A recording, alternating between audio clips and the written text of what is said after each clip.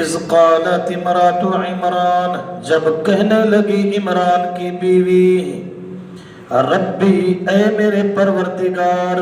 دیکھ لیا جس طرح نبی اللہ کو بلاتے ہیں، پکارتے ہیں، ولی بھی، سارے نبی رب کے در کے سوالی، سارے نبی رب کے در کے سوالی، اور سارے ولی رب کے در کے، سارے نبی کس کے در کے سوالی ہیں؟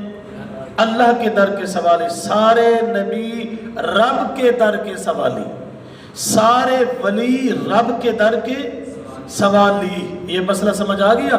کیونکہ مشرکین نے مشہور یہ کر رکھا ہے کہ سارے نبی تیرے در کے سوالی، وہ نبی انبیاء کو نبی پاک علیہ السلام کے در کے سوالی بناتے ہیں، حالانکہ جب ہمارے نبی پیدا ہوئے اس وقت تو سارے نبی فوت ہو چکے تھے، ہمارے نبی تو ابھی پیدا بھی نہیں ہوئے تھے۔ سمجھ آئی یا نہیں بات؟ سمجھ آئی؟ اس لیے عقیدہ کیا اختیار کرنا ہے؟ سارے نبی، سارے ولی رب کے در کے سوالی۔ کس کے؟ اذ قالت امرأۃ عمران، جب کہنے لگی حضرت عمران کی بیوی، ربی، نبی کیا بولتے ہیں اللہ سے مانگتے ہوئے؟ ربنا، ربی، اور ولی بھی کہتے ہیں ربی۔ کوئی واسطہ وسیلہ ہے؟ یاد رکھنا، واسطے وسیلے سے اللہ نہیں سنتا، اللہ تو بغیر واسطے وسیلے کے سنتا ہے۔ اللہ محتاج نہیں ہے واسطے وسیلوں کا۔ جو کہتے ہیں اللہ واسطے وسیلوں سے سنتا ہے، اللہ نبی دا صدقہ طفیل دعائی، اس کا مطلب تو یہ ہے کہ اللہ واسطے وسیلوں کا محتاج ہے سننے میں، حالانکہ اللہ کو محتاج ثابت کرنا یہ کفر ہے۔ اللہ محتاج نہیں ہے، اللہ محتاج نہیں ہے، یہ مسئلہ یاد کر لو۔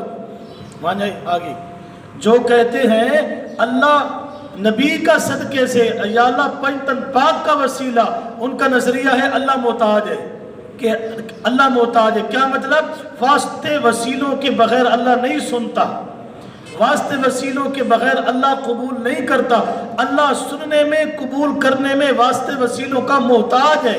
وسیلہ دینے والوں کا اعتقاد ہوتا ہے۔ بات سمجھ آ گئی ہے؟ اللہ کو محتاج ثابت کرنا یہ کفر ہے۔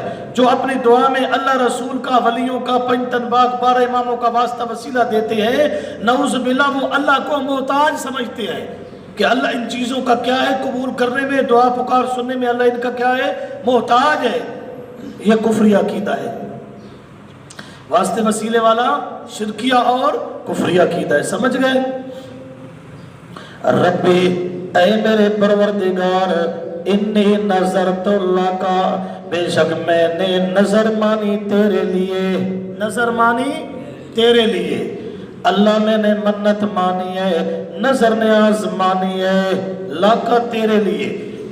نظر نیاز، منت منوتی کس کے نام پر مانی جا سکتی ہے؟ اللہ کے نام پر۔ نیاز بھی اللہ کے نام پر، منت منوتی بھی کہ یا اللہ تو نے میرا یہ کام کر دیا تو میں تیرے نام پہ یہ چیز صدقہ کروں گا۔ بات سمجھ آ گئی؟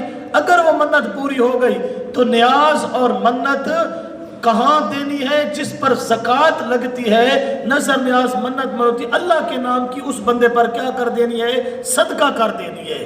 بات سمجھ آ گئی ہے؟ یہ اللہ کے نام کی ہوتی ہے۔ محرم میں دیکھتے ہیں، ربیع الاول میں دیکھتے ہیں، غیر اللہ کے نام کی نظر نیاز منت منوتی لے کر کھڑے ہوتے ہیں، جی شربت اور دوسرے کھانے وغیرہ، یہ شرک کرتے ہیں۔ کیا کرتے ہیں؟ نظر نیاز منت منوتی عبادت ہے، اور عبادت اللہ کے لیے ہے۔ ٹھیک ہے؟ فقہ کی کتابوں میں لکھا ہوا ہے النظر عبادت والعبادت لغیر اللہ کفر صریح وشرک کبیح۔ نظر نیاز منت منوتی عبادت ہے، اور عبادت کس کے لیے ہوتی ہے؟ اللہ کے لیے۔ اللہ کے علاوہ کسی کے نام کی نیاز دینا، منت منوتی دینا، یہ اس کی عبادت کرنا ہے، اور غیر اللہ کی عبادت کرنے سے بندہ مسلمان، مومن نہیں رہتا۔ لوگ تجھ کو تبرک سمجھتے ہیں، بڑے افسوس کی بات ہے، تبرک ہے یہ۔ شیطان نے لوگوں کو ایسی پٹی پڑھائی ہے، لوگ کرتے شرک ہیں، سمجھتے عشق ہیں۔ اچھا جی، تیرے نام پر منت، حدیث پاک میں آتا ہے، حدیث پاک میں بھی آتا ہے من نظر لغیر اللہ شرک، من نظر لغیر اللہ، من نظر لغیر اللہ فقد اشرکا، من نظر لغیر اللہ فقد اشرکا، جو اللہ کے علاوہ کسی ہستی کے نام کی نظر نیاز منت منوتی دیتا ہے پس تحقیق وہ پکا مشرک ہے۔ ٹھیک ہو گیا؟ منت منوتی نظر نیاز اللہ کے لیے، اللہ کے لیے۔ ما فی بطنی، جو میرے پیٹ میں ہے وہ تیرے لیے اس کی نظر اور منت مان رہی ہوں۔ کیا مطلب ہے؟ وہ بیت المقدس کا خاتم بن جائے گا، میں اپنا ذاتی کوئی کام اس سے نہیں لوں گی۔ اگر اللہ تو نے مجھے بیٹا دیا تو میرا بیٹا بیت المقدس کا خاتم ہوگا، میں اپنا ذاتی کام نہیں کرواؤں گی۔ بات سمجھ آ گئی؟ یہ منت مان دی، بیٹا مانگا نا، بیٹی تو نہیں مانگی، کیونکہ بیت المقدس کی کیا کرے گا؟ خدمت کرے گا۔ بیٹی نہیں کر سکتی، بیٹی مسجد میں بیت المقدس کی خدمت نہیں کر سکتی، مزاروں پر جا سکتی ہے؟ مشرک کی عقل نہیں ہے، نہ مزاروں پہ جا سکتی ہے، نہ درباروں پہ جا سکتی ہے۔ قبرستان میں نہ جانے سے بھی اللہ کے نبی نے تو منع کیا ہے، بلکہ لعنت بھی کی ہے۔ حدیث پاک میں آتا ہے کہ جو عورتیں قبروں کی زیارت کے لیے چلی جاتی ہیں ان پر اللہ کی لعنت ہوتی ہے، اور جو عورتیں وہاں جا کر چراغ جلاتی ہیں، دیوے، ان پر بھی اللہ کی لعنت ہوتی ہے۔ اچھا جی، حضرت مریم کی، حضرت عمران کی بیوی، حضرت عمران کی بیوی نے منت مانی، اللہ تو نے مجھے بیٹا دیا، میں آزاد کر دوں گا۔ نیچے کیا لکھے؟ سب سے آزاد رکھ کر خانہ خدا کی خدمت کے واسطے، فتقبل منی، بس قبول کر تو میری طرف سے۔ دعاؤں کو قبول کرنے والا صرف اللہ ہے۔ ولیوں کا عقیدہ دیکھ لیا، نبیوں کا بھی یہی عقیدہ ہے۔ حضرت ابراہیم علیہ السلام اور اسماعیل علیہ السلام دعا مانگتے ہوئے کیا کہہ رہے تھے؟ وَإِذْ يَرْفَعُ إِبْرَاهِيمُ الْقَوَاعِدَ مِنَ الْبَيْتِ وَإِسْمَاعِيلَ رَبَّنَا۔ ہاں، پیغمبر بھی کہتے ہیں اللہ میری دعا کو قبول کر، ولی بھی کہتے ہیں اللہ میری دعا کو۔ ہاں، ایک عجیب مسلک ہے، نماز پڑھ کے پھر بغداد کی طرف منہ کر کے بیٹھ کر کہتے بغداد والا تو قبول کر۔ یہ اصلی شرک ہے۔ دعاؤں کو سننے والا، دعاؤں کو قبول کرنے والا صرف اللہ ہے۔ بیٹا دیا تو میں آزاد کر دوں گی تیرے گھر کی خدمت واسطے۔ مسئلہ سمجھ آ گیا کہ عالم الغیب صرف اللہ ہے، یہ ولیہ ہے، نہیں پتہ میرے پیٹ میں بچہ ہے یا بچی۔ جس کو اپنے پیٹ کے اندر بچے بچی کا پتہ نہیں وہ عالم الغیب کیسے؟ مشرکین کا یہ عقیدہ ہے کہ نبی ولی غیب دان ہوتے ہیں۔ ہاں، اللہ کے قرآن نے مسئلہ واضح کر دیا یا نہیں کر دیا؟ اللہ تو قبول کر، کیوں؟ اِنَّا کا اوپر لکھا ہے علت وجہ، اللہ تو کیوں قبول کر؟ کیونکہ تو السمیع سننے والا ہے، العلیم جاننے والا ہے، دعاؤں کو، پکاروں کو، نداؤں کو سننے والا بھی اللہ، جاننے والا بھی اللہ۔ سننے والا بھی اللہ، جاننے والا بھی۔ قبر والا سمیع نہیں، سمیع اللہ ہے۔ مزار والا سمیع علیم نہیں، سمیع علیم کون ہے؟ اللہ ہے۔ سمجھ گئے؟ فلما، نیچے لکھے نفیل میں غیب اول، پس جب وضعتہا، جنم دیا اس کو، یعنی بچی پیدا ہو گئی۔ کیا ہو گئی؟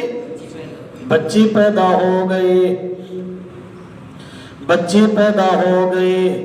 بچہ مانگا تھا، بچی پیدا ہوئی، علم غیب کی نفی ہوئی ولیہ سے، علم غیب کی نفی ہوئی۔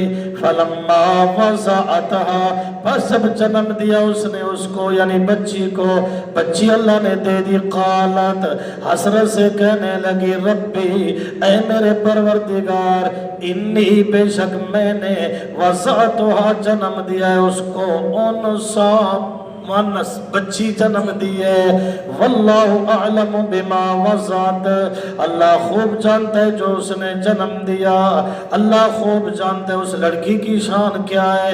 یہ مفت میں حسرت کر رہی ہے، اللہ کو سارا پتہ ہے۔ حسرت سے کہا اللہ یہ تو بچی ہے، یہ تو بیت المقدس کی خدمت نہیں کر سکتے۔ وَلَيْسَ الذَّكَرُ كَالْأُنثَىٰ، اور نہیں ہے مذکر مثل مؤنث کے، یعنی لڑکا لڑکی کی طرح نہیں ہے۔ اب اس کے دو مطلب ہے، تم تھوڑی توجہ کرو تو سمجھ آ جائے گی۔ یا تو یہ حضرت عمران کی بیوی کا قول قرار دیا جائے، اس کا مطلب یہ ہوگا اس نے کہا یا اللہ میں نے تو لڑکا مانگا تھا تاکہ بیت المقدس کی کیا کرے گا، خدمت کرے گا، یہ تو لڑکی ہے، یہ تو خدمت نہیں کر سکتی، یہ تو لڑکے کی طرح نہیں ہے۔ ایک مطلب سمجھ آ گیا، یہ اٹھائی جانا۔ دوسرا مطلب یہ ہے کہ اللہ نے فرمایا، یہ اللہ کا قول ہے کہ یہ جو ہے نا لڑکا لڑکی کی طرح نہیں، کیا مطلب اس بچی کی شان بہت زیادہ ہوگی، اس بچی کی، کیونکہ یہ ایک پیغمبر کی ایک دن ماں بن جائے گی، یہ بچی ایک دن پیغمبر کی، عیسیٰ علیہ السلام کی ماں بن جائے گی۔ بیٹا دیتا اتنی شان والا نہ ہوتا، یہ بچی بڑی شان والی ہے۔ دو مطلب بیان کر دیے۔ وَإِنِّي سَمَّيْتُهَا مَرْيَمَ، اور بے شک میں نے اس کا نام رکھ دیا مریم۔ اس بچی کا نام کیا رکھا؟ مریم کے نیچے معنی بھی لکھا ہوا ہے، بمعنی عابدۃ اللہ، اللہ کی کیا کرنے والی، رکھا مریم۔ وَإِنِّي أُعِيذُهَا بِكَ، اور بے شک میں پناہ میں دیتی ہوں اس بچی کو تیری، وَذُرِّيَّتَهَا، اور اس کی اولاد کو بھی، مِنَ الشَّيْطَانِ الرَّجِيمِ، شیطان مردود سے، کہ اس کی شر سے تو اس بچی کو اور اس کی اولاد کو بچانا۔ بچی مریم اور اس کی اولاد عیسیٰ علیہ السلام ان سے پیدا ہوئے بغیر باپ کے، اللہ کی قدرت سے، ٹھیک ہے۔ فَتَقَبَّلَهَا، پس قبول کیا اس بچی کو اس کے رب نے، بِقَبُولٍ حسن، قبول کرنا اچھا، قبول کرنا اچھا۔